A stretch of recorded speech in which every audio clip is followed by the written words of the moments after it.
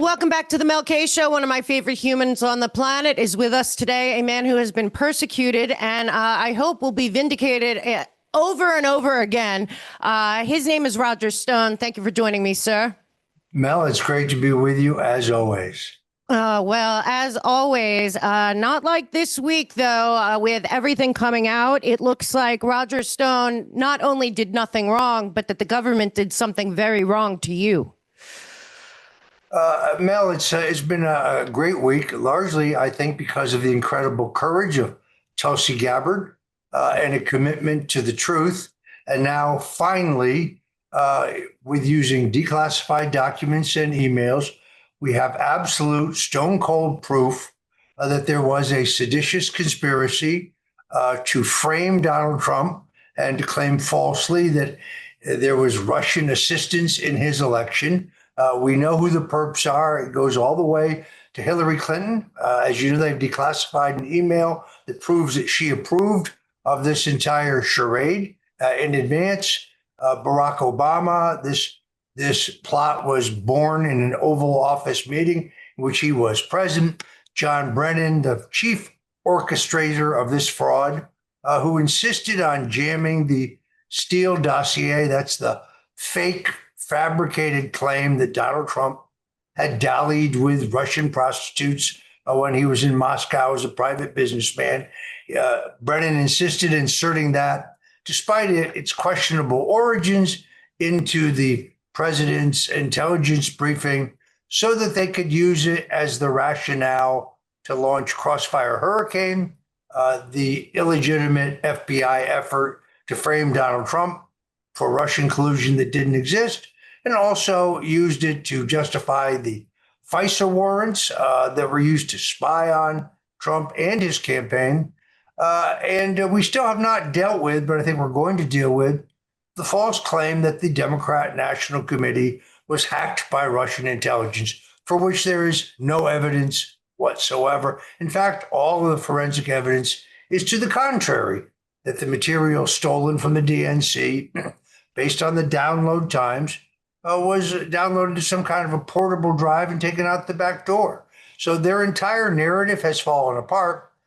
But Mel, the really good news is that the Attorney General, Pam Bondi, has asked a prosecutor to prepare to present all of this to a grand jury for the purpose of seeking criminal indictments of all of the perps involved. And because it is a continuing conspiracy that goes all the way to the raid on Donald Trump's home at Mar-a-Lago, well, then this case can be brought in Florida rather than in the District of Columbia, where I think we all understand the swamp would simply ensure that you could never actually get an honest judge or an honest jury and therefore an honest conviction. Yeah, and there's somebody that's being left out of this story who was very involved in what happened to you. His name is Rod Rosenstein. And frankly, there are many, many people behind the scenes that are not at this point being looked at that I think should. And I think people don't understand how fraudulent what happened to you was. The morning raid that happened to have CNN there and everything that happened to you was all based on lies that they knew were lies. So how was Rod Rosenstein involved in what happened to you? Well, Rod Rosenstein testified before the Senate that he did not approve of the investigation into me. Yet I have the actual signed document dated October 17th, 2018, in which he did exactly that. So he lied under oath to Congress on a material matter. But more importantly, by that point, Robert Mueller already knew there was no Russian collusion. Right. So it proves that my prosecution was malicious. It was politically motivated. Once they had gone through all of my emails, all of my text messages, all of my phone calls, and come up completely empty-handed because there was no Russian collusion, there was no WikiLeaks collaboration, then they shifted their focus into pressuring me to testify falsely against the president, which, of course, I refused to do. So Rosenstein, who is not only responsible for the appointment of Robert Mueller, right, but also who offered to wear a wire in an Oval Office meeting with the president in an attempt to entrap him, to try to then subsequently get him removed under the 25th Amendment. When the New York Times broke that story, Rosenstein denied it. But as soon as Joe Biden defeated Donald Trump in the election, Rosenstein came clean and said, yes, he had done that. So he's among those who should be prosecuted, but probably no one more deserving than Andrew Weissman, perhaps the single most corrupt federal prosecutor in the history of the country. He got his start lying to cover up mob murders in Brooklyn. Then, as you recall, he was the chief prosecutor against Enron. He destroyed that company, but his convictions were overturned unanimously by the Supreme Court, 9-0. He also destroyed Arthur Andersen, their accounting firm. He went on to be the de facto head of the Mueller investigation because, as we now know, Robert Mueller himself was non compos mentis. He proved it in his congressional testimony. The chief prosecutor in my case, a woman named Jeannie Rhee, she has all the charm of a North Korean prison guard.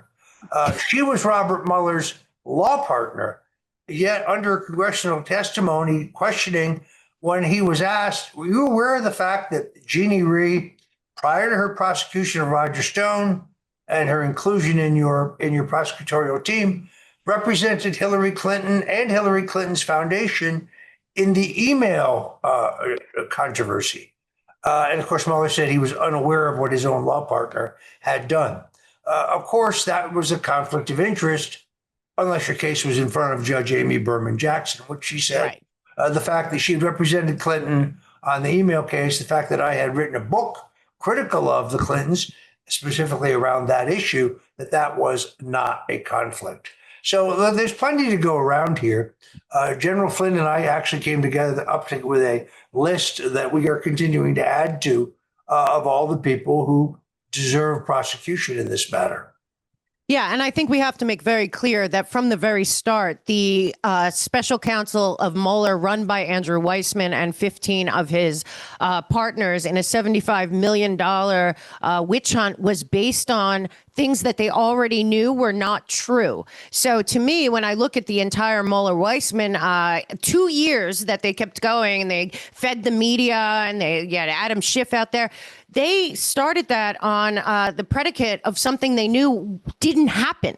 And what's even more disturbing is what happened between Donald Trump and what could have possibly been detente with Russia, because Donald Trump was unable to do anything really with Russia to change the direction and the trajectory that we were on with them, let alone then pulling in the Ukraine fake impeachment. So a lot of this really affected foreign policy. And I believe we would not even be where we are now with the Ukraine war and the march to World War III if none of this happened. And I believe Weissman and Mueller's investigation was the literal investigation that ruined Trump's ability to redirect the relationship with Russia to begin with. So it's much bigger than just, taking down you or taking down Trump. They really did a disservice to the entire world.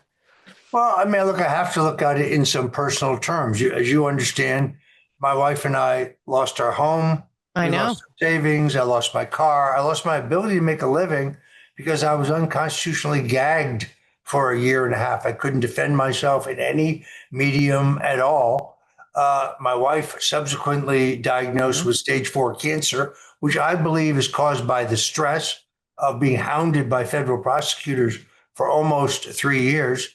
Only through the grace of God is she perfectly healthy today, having defeated cancer. But yes, it's been tremendously expensive. So for us personally, on a personal level, which is why this isn't about revenge, but I do want to see justice.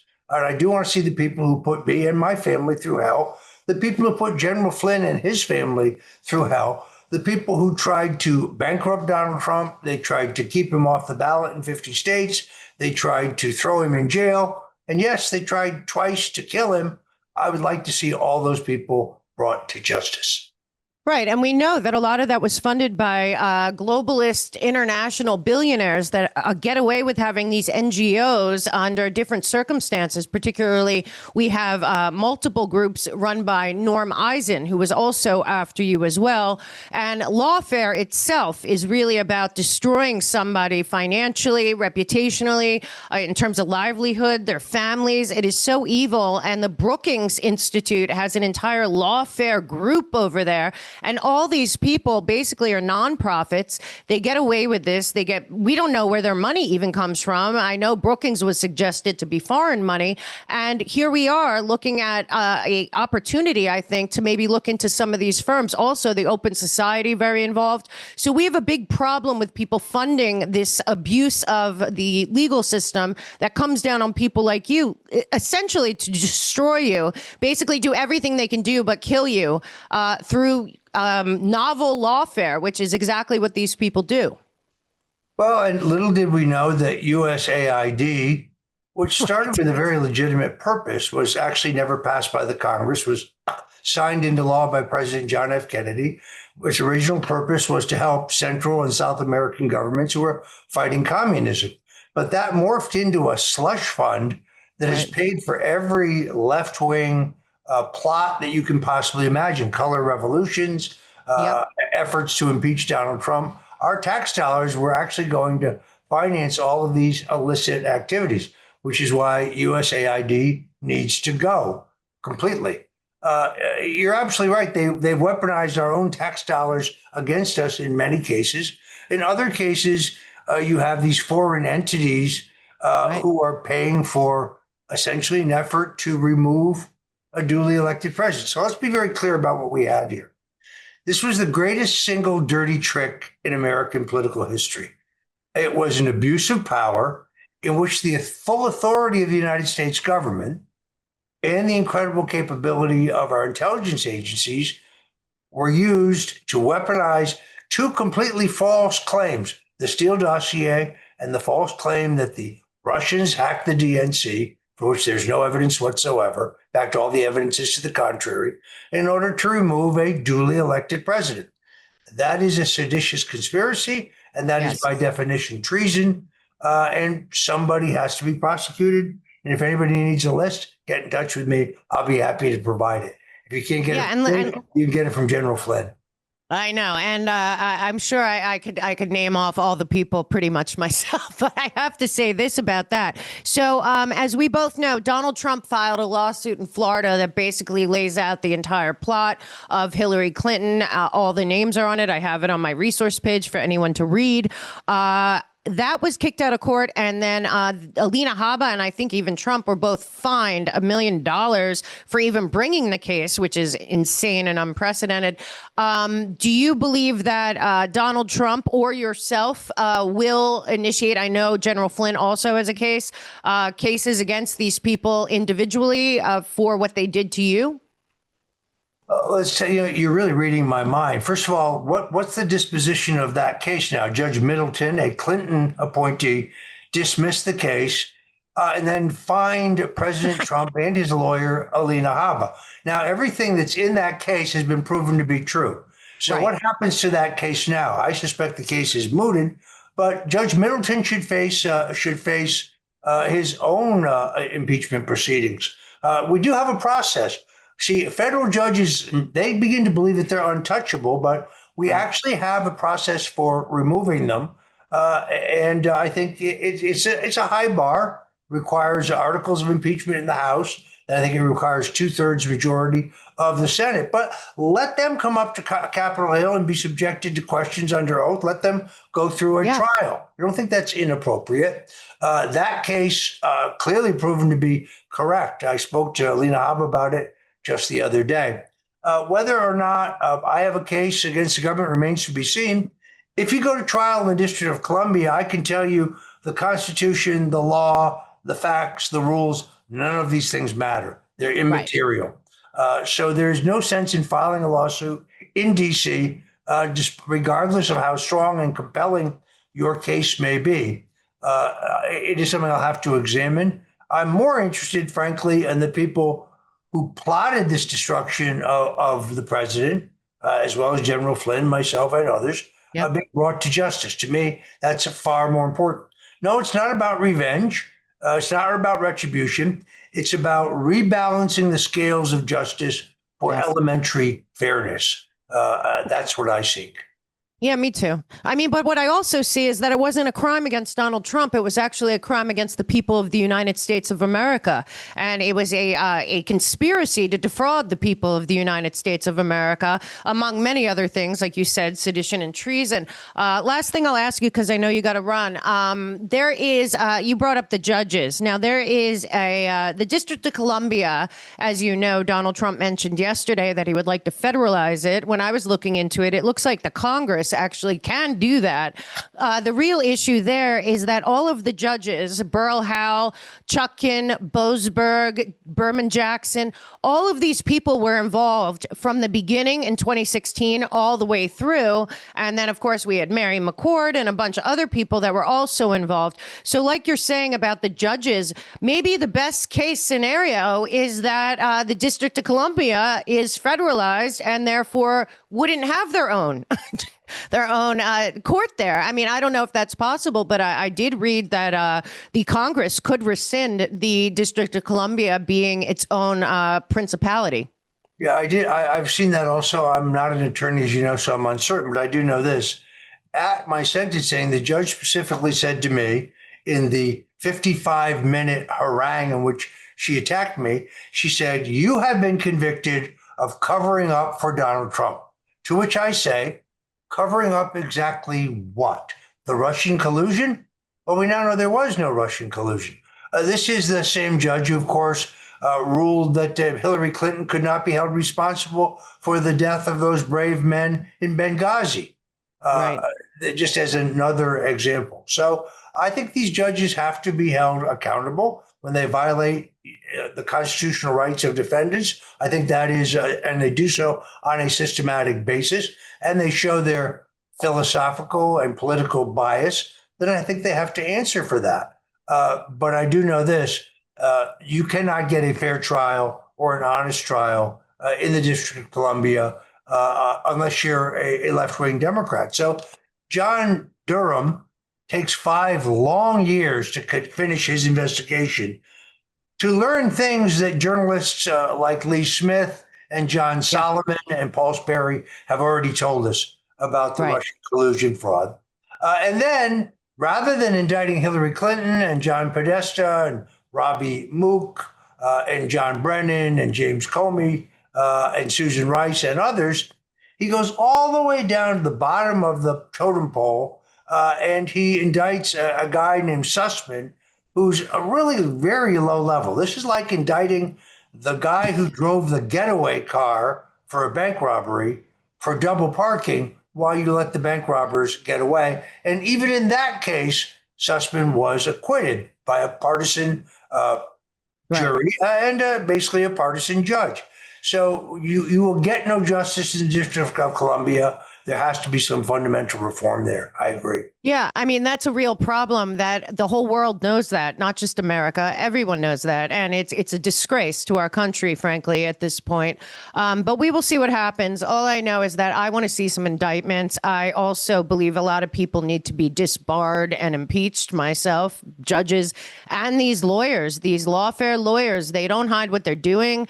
They are out there every day still, including Weissman and Eisen. And then don't forget, all these people got deals with CNN and MSNBC as contributors. So, I mean, there's so much criminality to go around. I just hope that there are people that are strong enough and willing to go after every single one of them, because all of them have been a disgrace to this country. Now, last thing, I'm going to be seeing you this weekend in Las Vegas, which I can't wait. Gateway Pundit is having a big vindication event, and I hear that you and General Flynn are going to be on stage. They're very excited for you to be in front of an audience. So tell me a little bit about this weekend and what you're looking forward to. Yeah, this is going to be great. The Gateway Pundit is sponsoring an event in which General Flynn and also Mayor Rudy Giuliani and I are all being honored for the fact that we never gave up the fight, despite relentless pressure on all of us. We never turned on the president. So I'm honored to be honored. There'll be a lot of patriots there. You can go to gatewaypundit.com to get more information.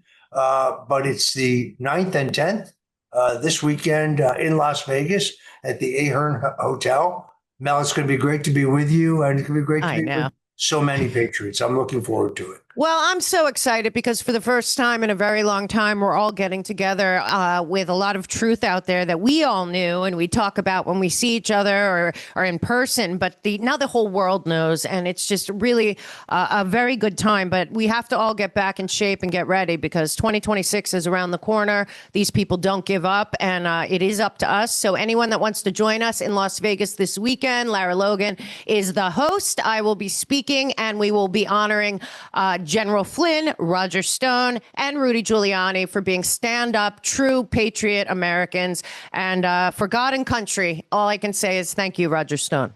Thank you, Mel. Look forward to seeing you there. You too. Bye-bye.